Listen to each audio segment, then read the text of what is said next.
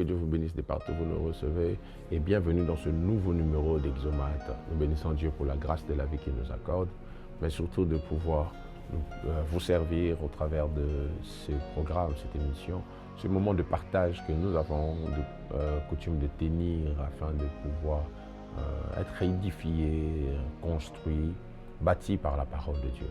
Et je crois que c'est dans le même élan, avec le même objectif, le même fardeau, que je me tiens au-devant de vous aujourd'hui pour vous partager la parole de Dieu. Et plaise à Dieu à ce que ce message que nous sommes en train de recevoir ensemble sur l'élargissement puisse porter des fruits. J'ai commencé la fois passée par vous placer un tout petit peu dans les contextes de l'histoire, mais aussi vous faire comprendre certaines vérités fondamentales, je considère ça ainsi, sur la bénédiction, avant que nous puissions entrer en profondeur sur le sujet de l'élargissement. C'est ce que nous allons faire aujourd'hui, alors restez connectés, à tout de suite. Je vais vous inviter à lire avec moi vos Bibles. Je suis dans Genèse chapitre 25 toujours, on va lire le verset 5, ensuite on va aller au verset 11. Le verset 5 de Genèse 25 dit ceci: Abraham donna tous ses biens à Isaac. Le verset 11 dit ceci: Après la mort d'Abraham, Dieu bénit Isaac, son fils. Il habitait près du puits de Lacaï-Roï. Genèse 26, verset 22. Pour le contexte, j'aimerais commencer à partir du verset 19. La Bible déclare ceci: Les serviteurs d'Isaac creusèrent encore dans la vallée et y trouvèrent un puits d'eau vive. Les bergers des Guérars querellèrent les bergers d'Isaac en disant: L'eau est à nous. Et il donna au puits le nom d'Ézek, parce qu'il s'était disputé avec lui. Ses serviteurs creusèrent un autre puits, au sujet duquel on chercha aussi une querelle. Et il appela Sitna. Il se transporta de là et creusa un autre puits, pour lequel on ne chercha pas querelle.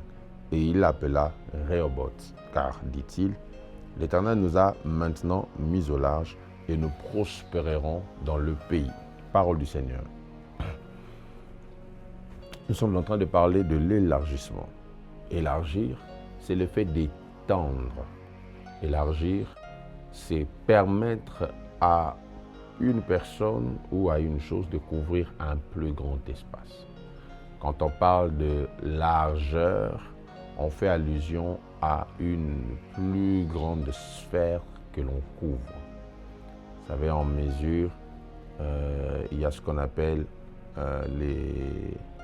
je crois que c'est en mesure de grandeur où on voit la longueur, la largeur être au centre du calcul. Et c'est important de savoir que Dieu nous appelle aussi à élargir ce que nous avons reçu de lui, ce que nous avons reçu de sa parole.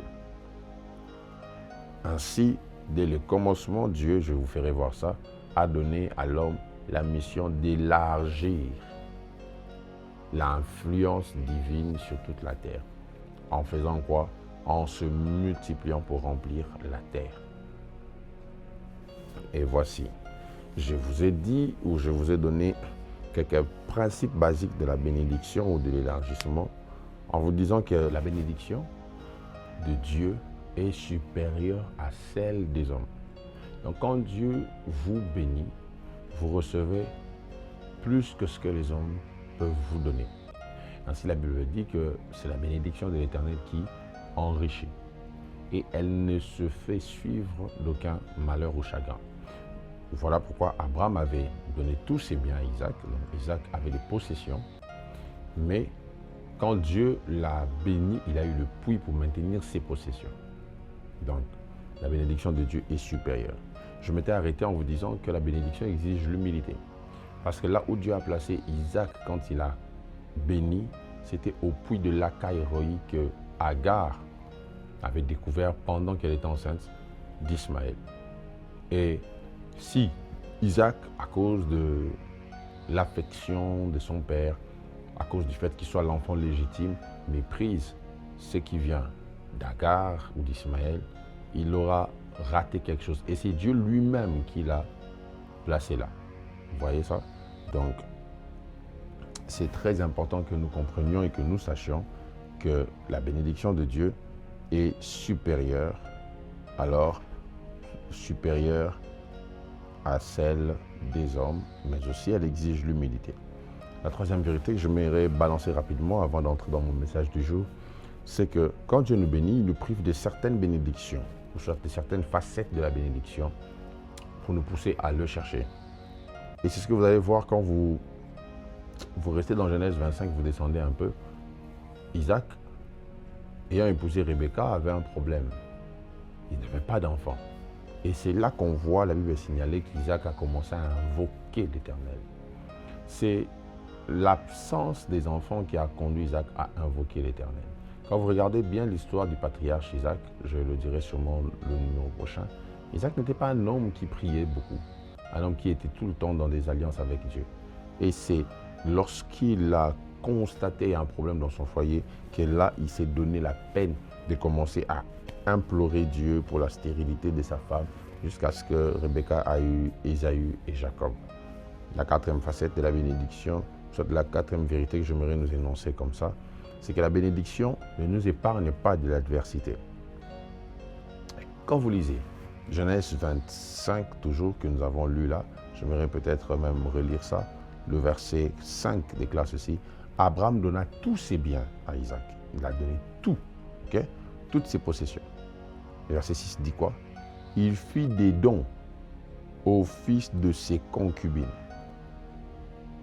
Et tandis qu'il vivait encore, il les envoya loin de son fils Isaac, du côté de l'Orient, dans le pays de l'Orient. Donc Abraham a tout arrangé pour qu'Isaac ne vive pas ou n'expérimente pas l'adversité. Je le comprends. C'est un sentiment vraiment paternel, un sentiment de responsabilité. Tout parent n'aimerait pas voir son enfant connaître certaines adversités. Tout parent n'aimerait pas voir son enfant souffrir. Je me rappelle, surtout quand mes enfants étaient trop petits, bon, même jusqu'à présent, j'ai encore ce sentiment. Quand l'un de mes enfants est malade, c'est comme si quelque chose en moi me pousse à vouloir que cette maladie vienne vers moi au lieu de rester sur l'enfant. Donc je préfère souffrir à sa place. Vous voyez ça? Et c'est comme ça qu'Abraham, sachant qu'il allait pour mourir, s'est organisé pour que les demi-frères d'Isaac, tous les enfants qu'il avait eus à gauche, à droite, n'aient pas la main mise sur le fils légitime qui était Isaac. Alors, Dieu maintenant dans sa logique, après qu'il ait béni Isaac, il a soumis à des adversités. Je vais vous faire voir ça beaucoup plus en profondeur. Ces adversités étaient tant en termes des hommes, des humains, mais aussi des réalités. Entre autres, la stérilité qu'ils ont rencontrée, qui l'ont poussé à implorer Dieu. Et le chapitre 26 commence même par la famine. Il y eut une famine, c'est une adversité, une réalité qu'Isaac a rencontrée. Et des fois, le signe de bénédiction ou de la bénédiction, c'est la difficulté que tu peux rencontrer dans un domaine. Tu peux rencontrer une réalité difficile dans un domaine qui en soi est un signe de bénédiction. D'ailleurs, la Bible signale au verset 15 du chapitre 26 que les Philistins avaient couvert tous les puits qu'Abraham avait creusés avant. Ils les avaient couverts. Donc, Isaac devait travailler, chercher à creuser ses propres puits. Alors, permettez-moi aujourd'hui de vous faire voir comment commence l'élargissement. Quand Dieu veut étendre ce qu'il nous a donné, ça commence comment? Ça se fait comment? Oh, il y a des gens qui ont des choses, vous avez des choses certainement venant de Dieu, mais qui ne s'étendent pas. Cette parole que je vous donne est une prophétie pour vous, car vous êtes dans une saison où Dieu veut vous étendre. Ainsi, recevez ce message comme étant l'instruction de Dieu pour vous en cette saison. Voici.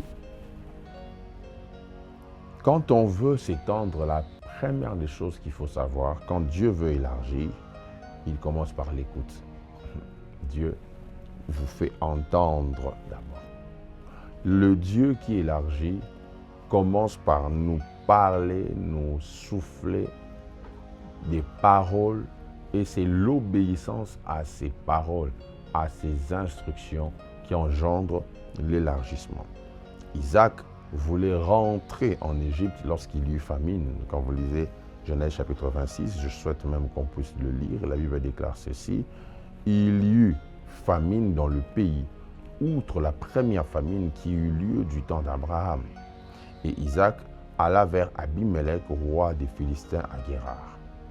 L'Éternel lui apparut et dit: ne descends pas en Égypte, demeure dans le pays que je te dirai. Vous voyez ça? Demeure dans le pays que je te dirai. Isaac a voulu quitter le territoire, mais Dieu lui a dit de rester là. Dieu, la Bible déclare: séjourne dans ce pays-ci, je serai avec toi et je te bénirai, car je donnerai toutes ces contrées à toi et à ta postérité, et je tiendrai le serment que j'ai fait à Abraham ton père. La famine est venue. Isaac a voulu fuir la famine, mais Dieu vint lui parler et Dieu lui dit: reste là. Il a écouté et il est resté. Il est resté où? Sur une terre sèche. Il est resté dans une contrée où il y avait la famine. Et Dieu l'a préservé là. Et je vous précise encore ici que c'est une terre des Philistins. La terre des Philistins. Guérar, c'était la terre des Philistins. Et Dieu lui a gardé là. Dans une terre d'adversité, de sécheresse, Dieu a voulu qu'Isaac soit là, en ce lieu-là. Vous savez, écouter Dieu peut vous paraître fou en certains moments, mais c'est ce qu'il vous faut. Des fois, Dieu a ce type d'instructions dont on ne comprend pas le pourquoi, mais on obéit parce que lui, il sait le pourquoi. Ne pas écouter Dieu, c'est se déclasser à la bénédiction. Ne pas écouter Dieu, c'est se déclasser à sa visitation. La désobéissance peut vous coûter plus cher que vous n'imaginez. La désobéissance à Dieu peut vous coûter extrêmement cher que vous ne pouvez vous-même penser. Et voici les domaines dans lesquels on voit Isaac obéir à Dieu. Premièrement, c'était sur le lieu où Dieu le voulait. Plusieurs personnes, est-ce que ce dans quoi vous êtes, le domaine dans lequel vous êtes, le lieu où vous vivez, même la ville que vous habitez, c'est ce que Dieu veut ou a voulu pour vous? Isaac est resté au lieu où Dieu le voulait. Il est resté là. Il faut savoir rester au lieu où Dieu vous veut. Il faut savoir rester au lieu où Dieu vous voit. Et plaise à Dieu aujourd'hui, par sa grâce, de nous placer au lieu qu'il veut. Vous savez, Dieu a des instructions comme ça qui, des fois vous vous dites, mais pourquoi il peut me demander quelque chose de comme ça? Je ne vois aucune importance derrière ce qu'il demande. Or, quand Dieu t'a parlé, prends juste la peine d'obéir. Je vous ai parlé une fois ici des langages de Dieu. Il faut apprendre à écouter les langages que Dieu utilise. Ça peut être juste un mauvais pressentiment, mais qui te parle et qui te dit que tu ne dois pas faire ou continuer dans une voie. Un jour, un groupe de missionnaires était en train de quitter d'un village vers un autre, et pendant qu'ils passaient au travers d'une forêt, ils arrivent à un endroit où il y avait une petite rivière et Dieu leur dit: stop, arrêtez-vous là. Ils s'arrêtent et Dieu dit: allez vous baigner. Ils ont voulu justifier, leur leader a voulu justifier en disant à Dieu: mais on est quand même pressé. Dieu dit: allez vous baigner, sans dire pourquoi. Ils sont allés se baigner pendant 30-40 minutes. Après, Dieu dit: c'est bon, vous pouvez maintenant partir. Ils se sont levés, ils ont pris le chemin. Et après quelques pas, Dieu leur a fait voir sur le sol les traces des pattes du lion. Et Dieu leur a fait comprendre: quand je vous avais dit de vous baigner, le lion était en train de passer. Des fois, Dieu ne dit pas le pourquoi, mais il sait pourquoi il vous donne les instructions que vous recevez de lui. Le deuxième domaine dans lequel Isaac a fait preuve d'obéissance, c'est au travers de la sémence. C'était un temps de famine Mais la Bible déclare qu'Isaac a sémé. Il a mis sur terre, il a mis ce qu'il possédait sur terre. Et cela a bougé les lignes sur sa vie. Je sais que c'est un domaine que beaucoup de gens n'aiment pas entendre. On pense toujours à de l'arnaque liée à ça. Mais le principe sur les sémailles est un principe biblique. Celui qui sait écouter la voix de Dieu, les instructions divines liées aux semences, aux dons, aux sacrifices qu'il faut faire, pourra toujours et toujours s'en sortir face à toutes les réalités qu'il va rencontrer. Et des fois, ce que tu vois, ce que tu rencontres, ce que tu vis, ce n'est qu'un signe de Dieu qui te montre que tu dois, en cette saison-ci, s'aimer. Et il y a un principe inévitable, important, que j'aime souvent partager quand je parle de cette réalité spirituelle, c'est que vous êtes libre de s'aimer ce que vous voulez, mais vous êtes obligé de récolter ce que vous aimez. La Bible déclare dans Galates qu'on ne se moque pas de Dieu. Tout ce qu'un homme aura donné ou s'aimer, c'est ce qu'il va en retour moissonner. Ainsi, Isaac a sémé, et la Bible déclare que la même année, il récolta le centuple. Dieu a commencé à lui mettre au large. Je vais vous faire voir au prochain numéro les domaines dans lesquels Dieu nous élargit. Quand Dieu voit, quand Dieu pense élargissement, quand Dieu dit élargissement, qu'est-ce qu'il voit? Quels sont les domaines cibles, les domaines sur lesquels il se focalise pour nous élargir? C'est ce que je vais nous faire voir, et je vous prie de ne pas rater le dernier numéro de cette semaine pour Exomate. Que Dieu vous bénisse, on se retrouve au prochain numéro.